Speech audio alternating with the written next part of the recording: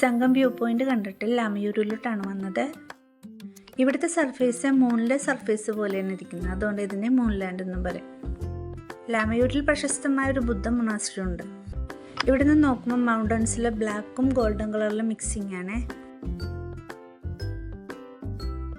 ഇവിടെ നിന്നും ഫോർട്ട് ലാ പാസിലോട്ടാണ് പോയത്. ഈ സമയം ഇവിടുത്തെ ടെമ്പറേച്ചർ -2 ആയിരുന്നു. ഈ ഫോർട്ട് ലാ പാസ് ശ്രീനഗർ ലെയർ റൂട്ടിലെ ഏറ്റവും ഹയസ്റ്റ് പാസ്സാണ്. 13,479 അടിയാണ് ഇതിൻ്റെ ഹൈറ്റ്.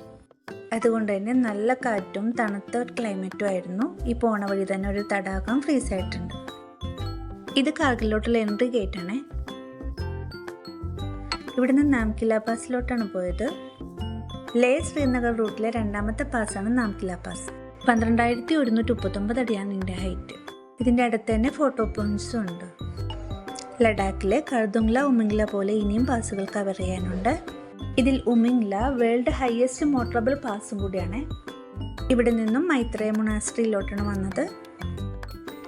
ഈ മൈത്രേയ മൊണാസ്ട്രിയിൽ ബുദ്ധൻ്റെ ഒരു വലിയ പ്രതിമ ഉണ്ട്. ഭാവിയിൽ അവതരിക്കാനിരിക്കുന്ന ബുദ്ധനെയാണ് മൈത്രേയൻ എന്ന് പറയുന്നത്. മൈത്രേയനെ കുറിച്ചുള്ള കൂടുതൽ ഡീറ്റെയിൽസ് ബുദ്ധഗ്രന്ഥങ്ങളിൽ കാണാം. ലഡാക്കിലെ ബുദ്ധിസ്റ്റുകൾ കൂടുതലുള്ളത് കൊണ്ട് തന്നെ മൊണാസ്ട്രികളും ധാരാളം കാണാൻ പറ്റും.